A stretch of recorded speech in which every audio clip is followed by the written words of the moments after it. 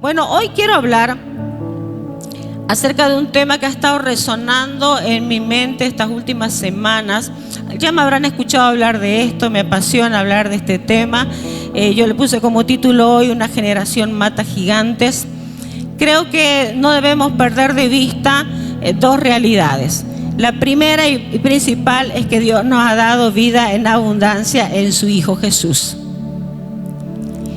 Y que esa vida en abundancia no solamente tiene que ver, como dice Juan 10:10, no tiene que ver solo con irnos al cielo, sino que tiene que ver también con vivir bien aquí en la tierra. Y el mismo pasaje, Juan 10:10, dice que el enemigo vino para matar, robar y destruir. Pero no solamente hace referencia al enemigo allá en el huerto del Edén con Adán y Eva, sino que hace referencia al enemigo de nuestras vidas que permanentemente está tratando de robarnos. A nosotros no nos puede robar la salvación, porque la salvación la tenemos por el precio que pagó Jesús en la cruz.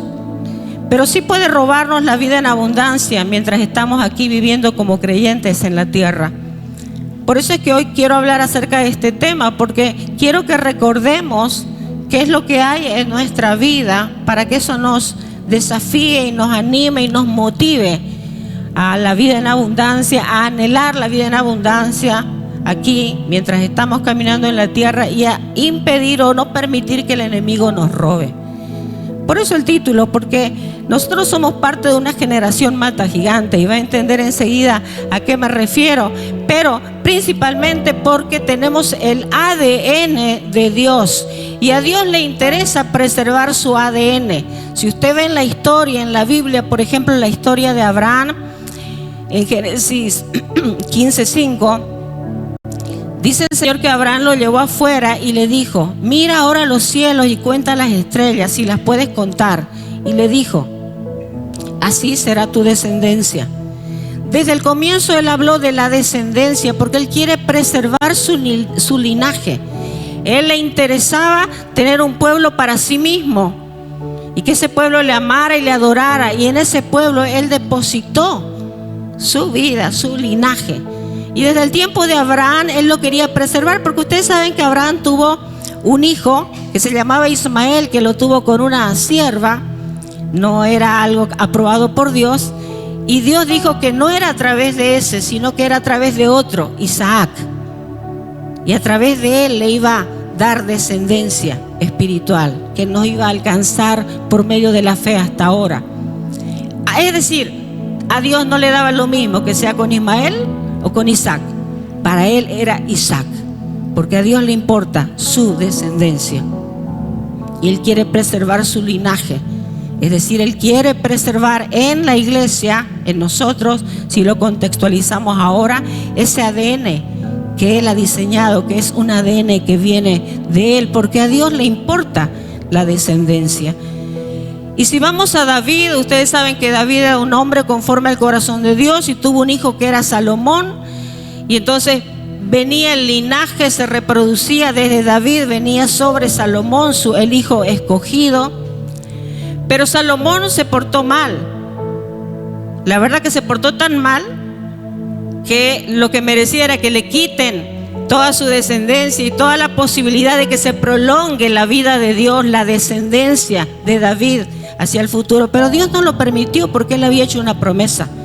Él quería ver a su descendencia, y él había decidido que sea a través de David. Entonces fíjense cómo viene la historia, que en lugar de arrasarlos a todos los que tenían que ver con Salomón, en ese momento en la historia se dividió el reino,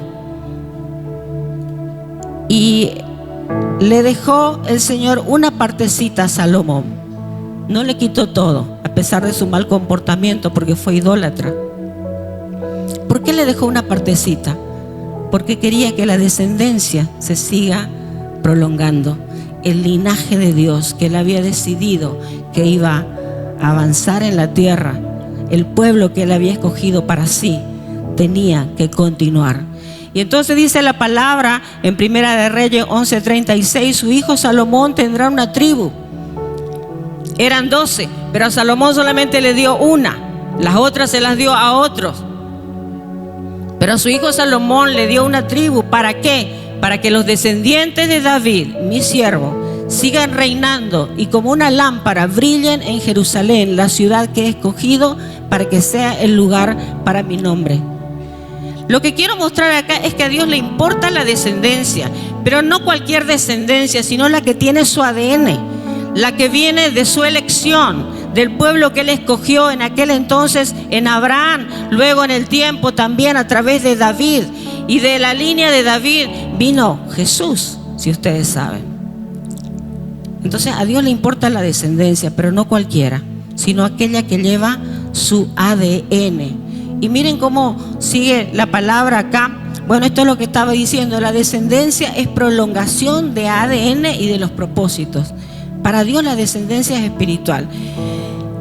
Téngame paciencia, voy a ir desarrollando el tema. Yo sé que es un poco complicado. A veces cuando leemos descendencia tiene que ver con las personas que vienen después de nosotros. Pero también hay otras ideas que están detrás de este diseño de Dios. Pero hasta acá creo que vamos entendiendo, espero que me esté dejando entender, de que a Dios le importa su linaje, que se preserve su linaje. No le es suficiente que haya otro, Él quiere pureza en su linaje.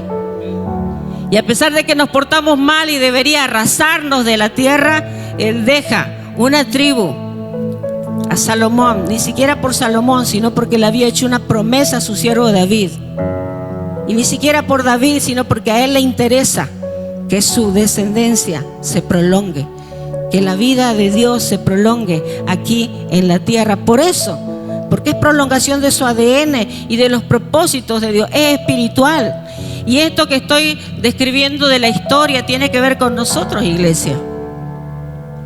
A través de ustedes y a través mío, a través de Renuevo y a través de la iglesia del Señor, la descendencia se tiene que prolongar. ¿Esto qué significa? Lo de Dios se tiene que prolongar, va a prosperar. Y vamos a Jesús. En Isaías 53:10 dice algo interesante. Sin embargo, cuando su vida, Jesús, la vida de Jesús sea entregada en ofrenda por el pecado, tendrá muchos descendientes. Me encantó esto. Tendrá muchos descendientes. Disfrutará de una larga vida Jesús, y en sus manos el buen plan del Señor prosperará. Me llama la atención esto de que disfrutará de larga vida, porque ustedes saben que Jesús murió en la cruz, pero rápidamente sabemos que Él resucitó y ahora está vivo, está sentado a la derecha del Padre y es cabeza de la iglesia. Es decir, que Él está vivo, prolongando esa descendencia, ese linaje espiritual a través de ustedes, a través de nosotros. ¡Wow! Yo no sé si usted lo toma esto a la ligera, pero esto es impresionante. El diseño de Dios es impresionante y lo que esto significa. Y también el desafío tan importante que nos deja a nosotros de preservar el linaje, el ADN que Él ha depositado en nosotros. El Espíritu de Dios que está en nosotros. Espectacular es la palabra del Señor. Pero el enemigo es un imitador. Yo les decía, Dios nos ha dado vida y vida en abundancia. No solo salvación para ir al cielo, sino vida en abundancia para vivir acá en la tierra, para que ese linaje prospere. Pero el enemigo es un imitador y también quiere descendencia. Pero gracias a Dios que Él proveyó a Jesús para preservar su descendencia. Sin pecado, se entregó a sí mismo para ser el primogénito y nosotros todos los que íbamos a heredar juntamente con Él e íbamos a recibir ese linaje.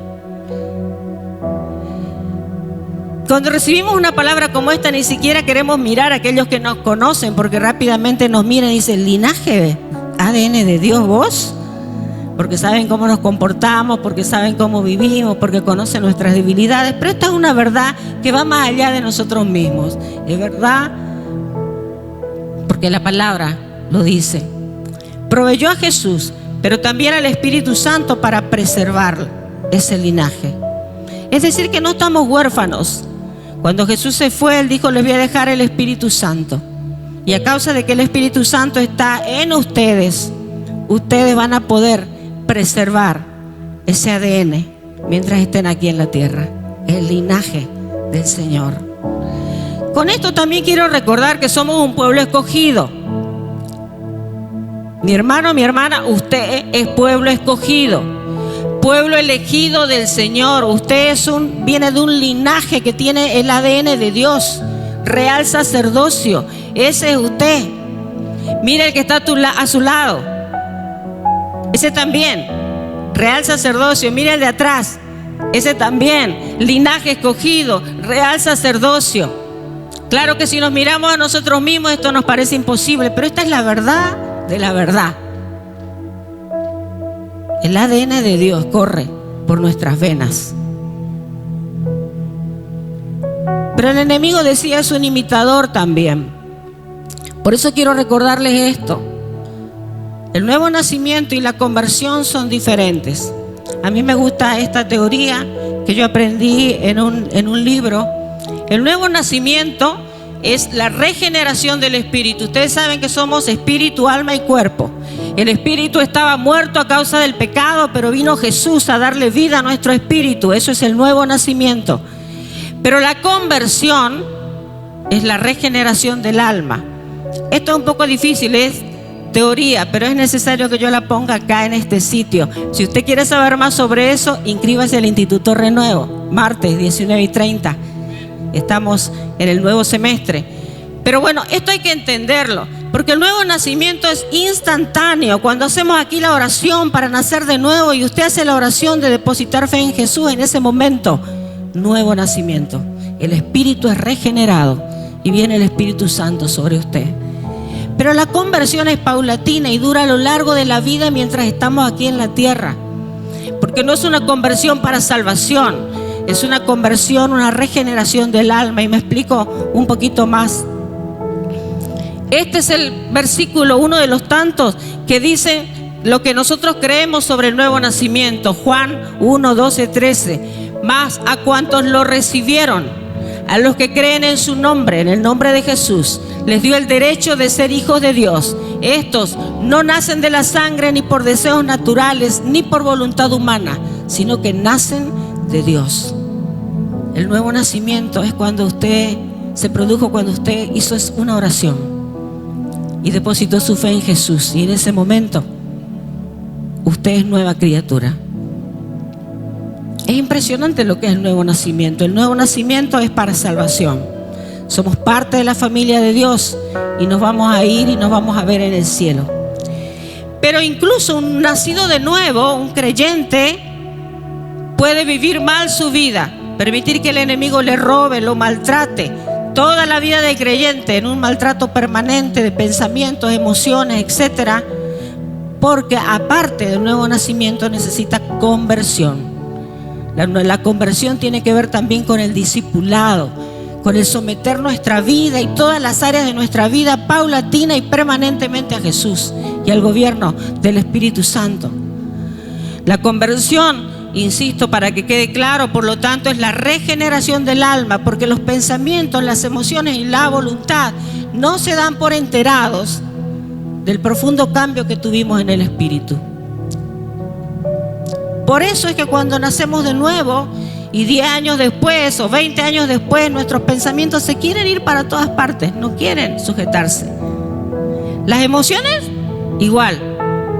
Pareciera que no fuéramos nacidos de nuevo, y por eso cuando tenemos nuestros grandes despatarros, los que nos conocen dicen: ¿y acaso no vas a la iglesia?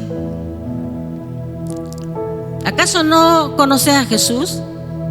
¿Cómo que me estás predicando si miramos lo que vos haces o seguís haciendo? La voluntad tampoco se somete automáticamente. Por eso es que la conversión es paulatina. Y me encanta porque la palabra es tan completa. Los especialistas en estudiar la palabra, los teólogos, dicen que en la historia de Josué, ¿se acuerdan de Josué? El que lidera al pueblo de Israel a conquistar Canaán, la tierra prometida. En esa historia está la representación simbólica de la conquista que ustedes y yo como creyentes tenemos que hacer todo el tiempo sobre nuestra alma. Me encanta eso, es impresionante. Lea la historia y va a ver tanta riqueza que hay en ese lugar. A mí me ayudó mucho a entender esto, porque yo me convertí cuando tenía 19 años y 15 años después recién fui sana y libre, y todavía sigo caminando mi proceso, evidentemente. ¿Y qué pasó en esos 15 años? ¿No me había convertido? porque nosotros usamos esa palabra genéricamente. Yo había nacido de nuevo, pero estaba en el proceso de conversión, de sujetar pensamientos, emociones y voluntad que todavía no se daban por enteradas de que yo era una nueva criatura y de que le pertenecía a Jesús. Y en esas emociones, pensamientos y voluntad todavía yo seguía reproduciendo y me seguían atormentando algunas cosas que venían de generación en generación. Pecados, tendencias, maneras de enfrentar los conflictos, maneras de relacionarme, maneras de pensar. Así que nosotros necesitamos conversión en este significado todos los días de nuestra vida. La palabra es tan hermosa en Deuteronomio 31, 3, 5, 6 y en varias partes usted lo puede buscar. Encontramos este proceso de Josué. Josué fue el sucesor de Moisés. Moisés lo sacó de Egipto y lo llevó al borde de la tierra prometida, y a partir de ahí se le entregó a Josué el liderazgo que simbólicamente representa al Espíritu Santo para nosotros, según los especialistas. Le entregó el liderazgo a Josué para acompañar ahora al pueblo de Israel a conquistar la tierra de Canaán, que dicho sea de paso tenía gigantes, estaba habitada por gigantes, estaba habitada por los enemigos, lo cual fue la sorpresa mayor del pueblo de Israel, porque cuando les dijo, los llevo a la tierra prometida, ellos pensaron que iban, como dice mi esposa, a un Cancún espiritual. Pero esa tierra tenía gigantes. Y eso sucede también con nuestra alma. Tomamos una decisión por Jesús, pero nuestra alma todavía sigue repitiendo patrones de conducta y de pensamiento y patrones emocionales que vienen de la vida caída, que vienen de generación en generación o de nuestra propia vida sin Cristo. Así que miren la palabra ahí para ejemplificar todo esto. Deuteronomios 31, 3, 5, 6. Josué era quien lo cruce al frente de ustedes. Será quien lo cruce al frente de ustedes. El Señor su Dios marchará al frente de ustedes. Miren la seguridad de la conquista. La conquista de Canaán y la conquista de tu alma, de tu conducta, de tu manera de vivir, de tu manera de ser padre, hijo, esposo. El Señor tu Dios marchará al frente de ustedes para destruir a todas las naciones que encuentren a su paso, porque sí hay naciones que van a encontrar a su paso, y ustedes se apoderarán de su territorio. Cuando el Señor los entregue en sus manos, ustedes, aquí ojo, una advertencia, cuando el Señor los entregue en sus manos, ustedes los tratarán según mis órdenes. Sean fuertes y valientes. En muchos momentos de la conquista y de otras conquistas dentro de la palabra, vemos que el Señor le daba instrucciones de qué hacer con el botín, qué hacer con los enemigos. Y en la mayoría de los casos, al menos de lo que yo he percibido, Él le decía, arrasen con todo, no dejen a nadie vivo.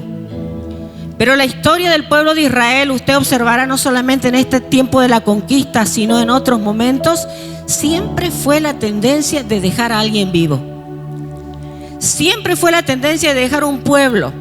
E incluso la idea que la autojustificación de los líderes era, bueno, es que los estamos dejando para que sean nuestros esclavos, para que sean tributarios. Pero en realidad el Señor les había dicho, no dejen a nadie vivo. No dejen a nadie vivo. Pero el pueblo de Israel puede ser que se parezca a nosotros, hablando de la conquista del alma, porque la expectativa del Señor sigue siendo que no dejemos a nadie vivo, que creamos que Él nos ha dado el territorio. Y miren cómo se describe todo esto. Así, mientras existan los cielos sobre la tierra, ustedes y sus descendientes prolongarán su vida sobre la tierra que el Señor juró a los antepasados de ustedes que les daría. ¿Cuándo? ¿Cómo? Si ustedes obedecen todos estos mandamientos que les doy y aman al Señor su Dios y siguen por todos sus caminos y les son fieles. El Señor daba instrucciones. ¿Para qué? Para preservar su linaje, para que sus pueblos se vaya reproduciendo en pureza. ¿Para qué? Para que se cumplan sus propósitos. ¿Para qué? Para que su ADN cumpla su voluntad a través de ellos.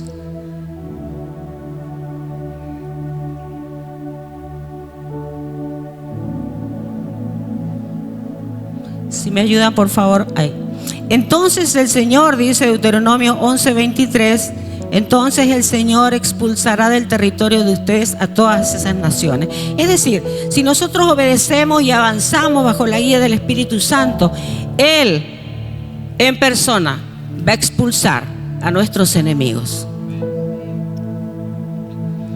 Y si pensamos en el alma, Él en persona puede vencer aquello que tú no puedes vencer. Esa manera de vivir, esa manera de pensar, esa manera de interpretar las cosas, pensamientos, emociones, voluntad. Entonces el Señor expulsará del territorio de ustedes a todas esas naciones y así podrán desposeerlas, arrancarles todo lo que ellos tienen, aunque sean más grandes y más fuertes que ustedes. Porque la historia muestra que el pueblo de Israel se atemorizó porque eran gigantes los que habitaban la tierra. ¿Cómo se le ocurre al Señor darnos una tierra habitada por gigantes? Son más fuertes que nosotros, nos van a despedazar. Pero Josué y Caleb, si ustedes se acuerdan de la historia, de los que la han leído, miraron el tamaño y el poder de Dios en vez de a los gigantes y dijeron: nosotros los vamos a deshacer a ellos. Y el Señor lo había prometido, aunque sean más grandes y más fuertes que ustedes, todo lugar donde planten el pie será de ustedes. ¿Dónde quiere plantar su pie? Y ojo, no pensemos hacia afuera, porque yo sé que hacia afuera usted quiere conquistar todo. Es más, hay varias esposas que quieren conquistar a sus maridos y ahorita quieren ponerles el pie encima. Y viceversa.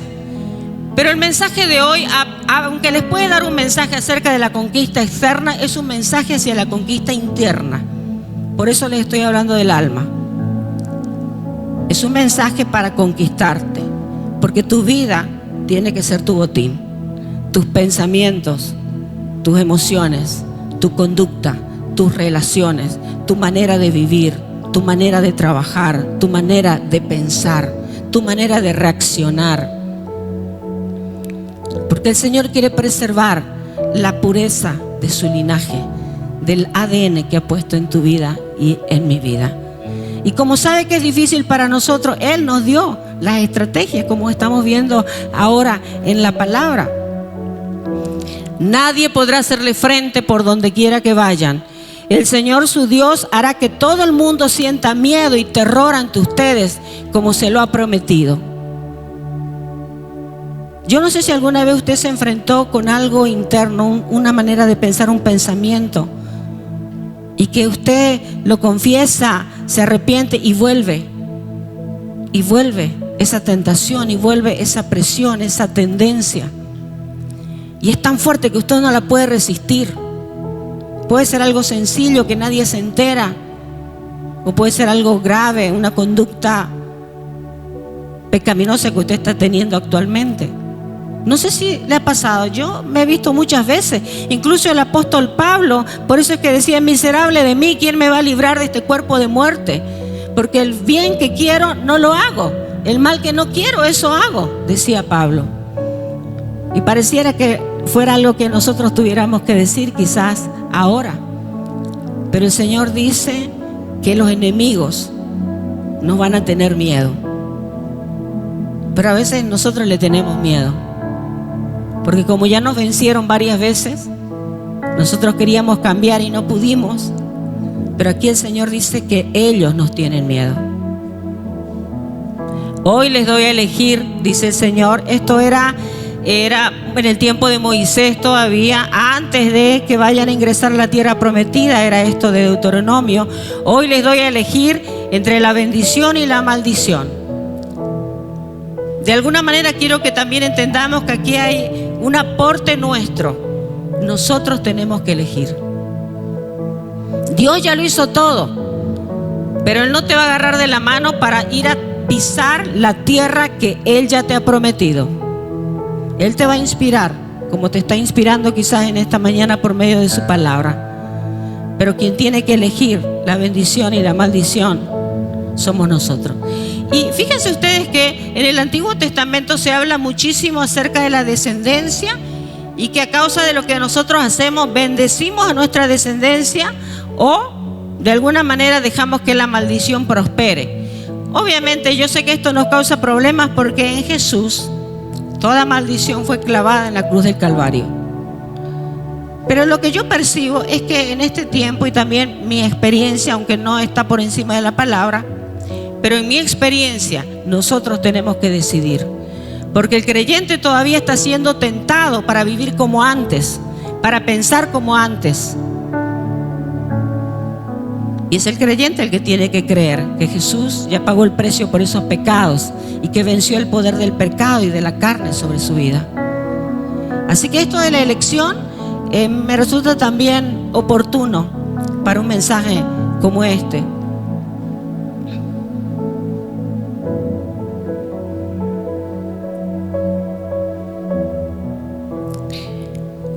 Ya lo hablé en una prédica anterior. Dejar vivo al enemigo es grave. Y dejar vivo al enemigo le permite tener descendencia. Piensen ustedes, cuando Dios les dijo al pueblo que mate a todos, era para que no sigan reproduciéndose. Y contextualizando esto en lo que estamos hablando en esta mañana, si Canaán, la tierra prometida, es el alma, pensamientos, emociones y voluntad, ¿qué significa esto para nosotros? Si dejamos vivo al enemigo, venimos a la iglesia, vamos a la escuela de ministros, pero seguimos con esa tendencia permanente, por ejemplo, de mirar pornografía, de estar coqueteando con personas del otro sexo, siendo casado, casada, incluso sabiendo de que eso estuvo en la generación anterior, porque nuestros padres y nuestros abuelos vivieron mal en ese aspecto, y nosotros ahora, no, si solamente estoy en el Facebook jugueteando con mi compañera de la secundaria, pero ya tenés 50 años y estás casado y tenés nietos. Dejar vivir al enemigo. ¿Qué significa esto? Si Canaán es el alma, ¿qué significa? Para algunos de nosotros quizás significa seguir viviendo con esa tendencia profunda de buscar aprobación, de que todo lo que haces o decís es para ver si quedas bien delante de los demás, y tenés terror de quedar mal, entonces sos flexible con tu manera de vivir. Quizás dejar vivo al enemigo es mantener aquí en tu mente esa rigidez acerca de qué es el éxito. El éxito es tener dinero. El éxito es si yo hago esto o aquello. O esa idea fuerte, ¿no es cierto?, machista, o ese matriarcado, ¿no es cierto?, de que las mujeres tienen que sujetar a los varones para que no se despatarren. En el alma nosotros podemos dejar todavía vivir al enemigo, y el enemigo tiene descendientes. Yo no sé cómo luce esto en su vida, así que le pido que usted, al salir de acá, ore también preguntándole al Señor: ok, Señor, entendí, pensamientos, emociones y voluntad, ¿qué estoy dejando? Y es de alguna manera dejar vivir al enemigo en mi vida, porque los gigantes tienen descendencia. Y quiero que lo vean a través de la palabra.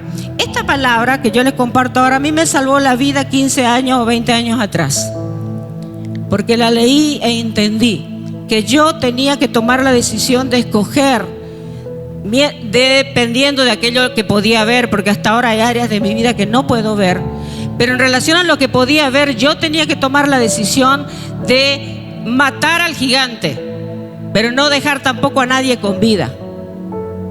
Y esa decisión significa también una manera de vivir que todos tenemos que tomar hasta que nos vayamos a la presencia del Señor, porque los gigantes tienen descendientes.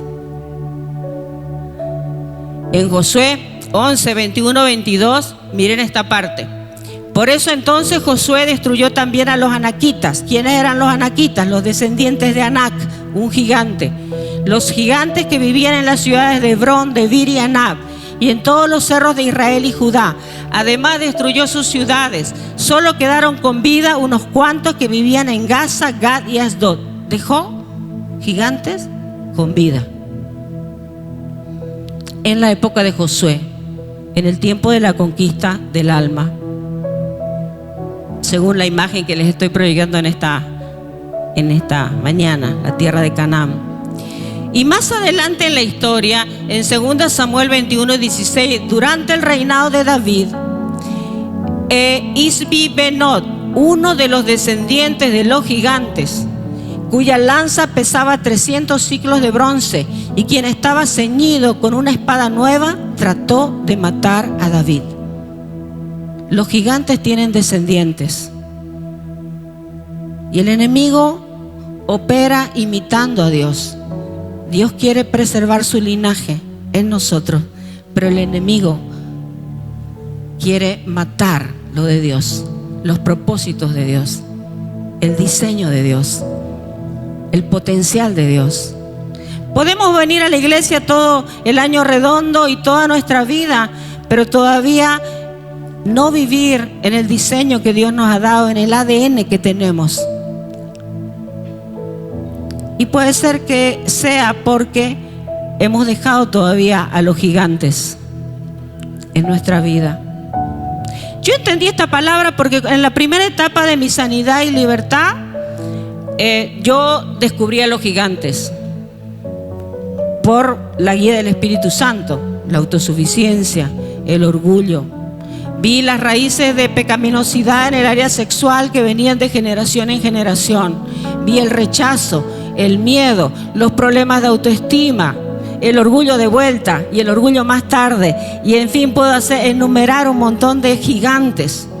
Y ustedes, como yo también, en una reunión, en la iglesia, en un retiro, vamos y entregamos todo eso y realmente matamos a esos gigantes. Pero los gigantes tienen descendientes. Y los descendientes empiezan a aflorar cuando ustedes y yo no conquistamos Canaán. Cuando el alma todavía sigue operando y funcionando como nuestra vida pasada. Yo sé que ustedes escucharon estos mensajes ya muchas veces, pero hoy el Señor me inclinó a volver a traer este tema para que usted recuerde que los gigantes tienen descendientes. Y en este caso lo vemos ahí a este gigante. Si usted lee la palabra, hay varios nombres de gigantes y descendientes de los gigantes, pero yo solamente traje uno para ilustrar. Pero aquí es muy importante porque el ADN de Dios también tiene descendencia. No quiero dejarle solamente con la película negativa, porque la idea es que podamos identificar nuestro ADN y preservarlo. Pero también quería que recordemos que el enemigo vino para robar, matar y destruir. Y te puede dejar venir a la iglesia y ser parte de esta familia u otra familia espiritual, pero te va a maltratar toda tu vida. Y lo más triste de todo es que ese maltrato puede traspasar a la siguiente generación. Pero nosotros tenemos la oportunidad, a causa del ADN de Dios y del linaje que está en nosotros y de su propia palabra, promesa y poder, de que mientras estamos vivos acá en la tierra podemos seguir matando a esos gigantes. ¿Quién lo cree? Yo lo creo.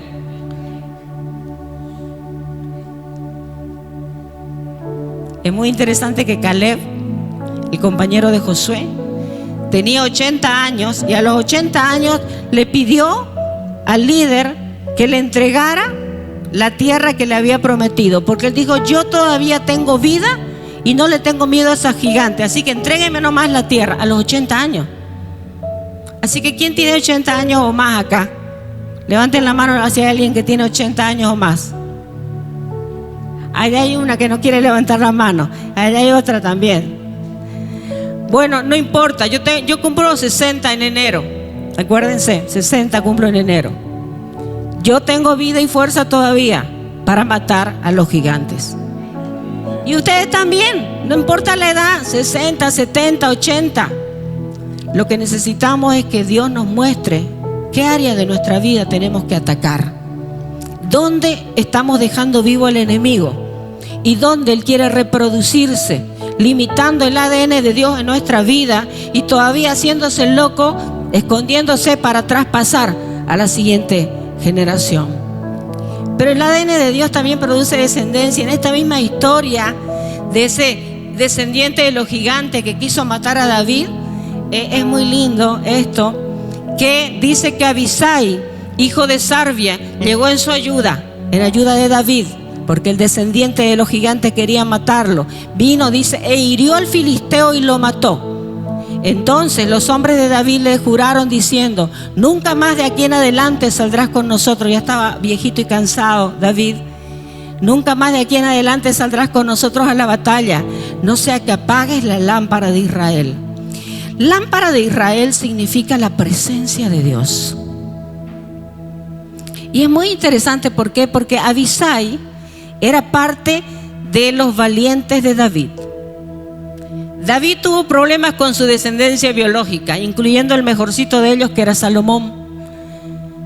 Pero a pesar de tener problemas con su descendencia biológica, él levantó una generación mata gigantes. Pudo traspasar el ADN, el linaje, que de paso Dios lo había preservado, ni siquiera él mismo, sino Dios lo había preservado a través de Salomón. Pero David pudo traspasar ese ADN a los valientes de David, que ahora se llamaban valientes, eran 30 y pico, pero antes eran amargados, desesperados, maltratados. Lea la historia. Pero al conectarse con David y el ADN de David, que era el ADN del linaje de Dios, se convirtieron en valientes. Eran los valientes de David. Y uno de esos valientes de David mató al descendiente de los gigantes y preservó la vida de David, que ahí era la lámpara de Israel, la presencia del Señor. Mis hermanos y hermanas, ustedes tienen, igual que yo, la presencia del Señor. ¿Lo cree? Usted y yo tenemos la presencia del Señor. El Dios vivo nos habita. El linaje santo nos habita. Es parte nuestra. Pero nosotros tenemos que entender que la expectativa del Señor es que seamos una generación mata gigantes, que no deje vivo al enemigo. Incline su rostro ahí donde está y empiece a orar. No sé qué es lo que le ha hablado el Señor.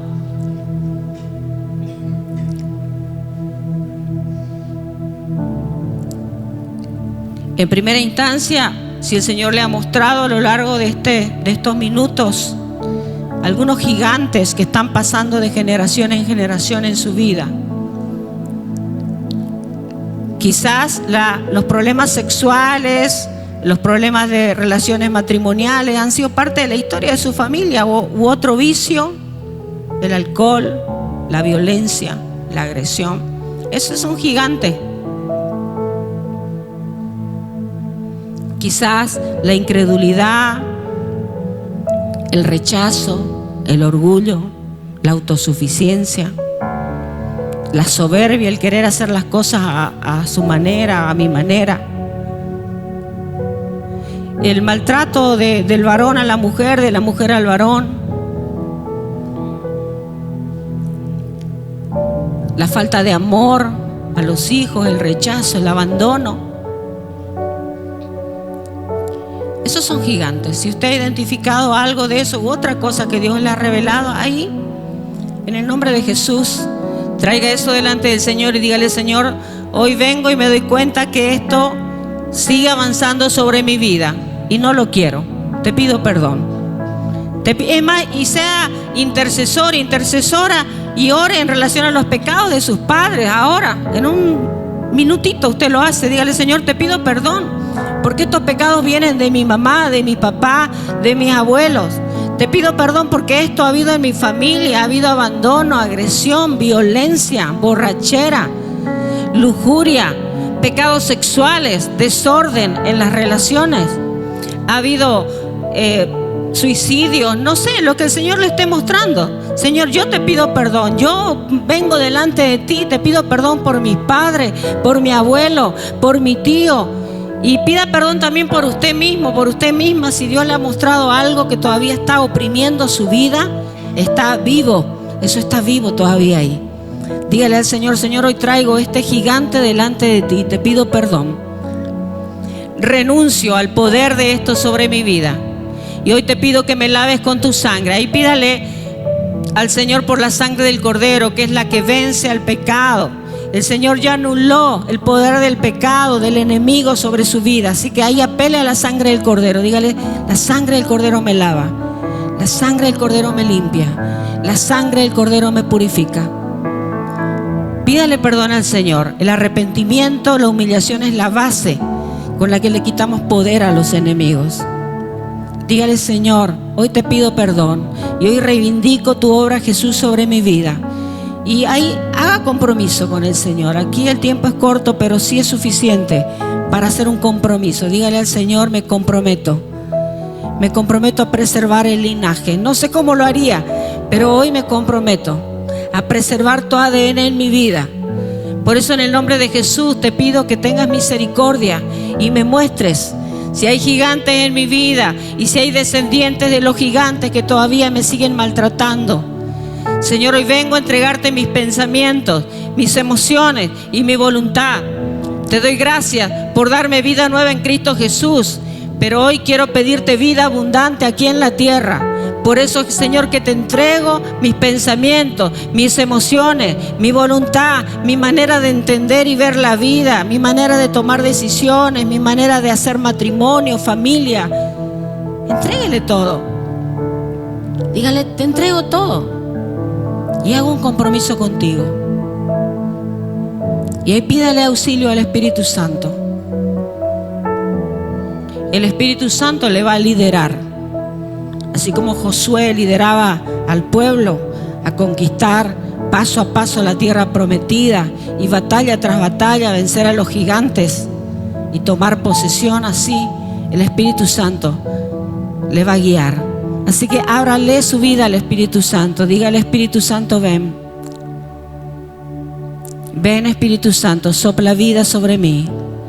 Ven, Espíritu Santo, levanta en mí ese ADN de conquista.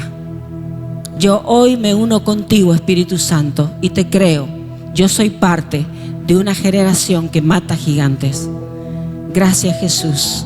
Ahí dele gracias al Señor, porque todo lo que usted oró conforme a la voluntad de Dios es un hecho en esta mañana. Gracias, Padre, gracias, Hijo, y gracias, Espíritu Santo, en el nombre de Jesús. Amén y amén. Dele un aplauso al Señor. Gracias, Señor.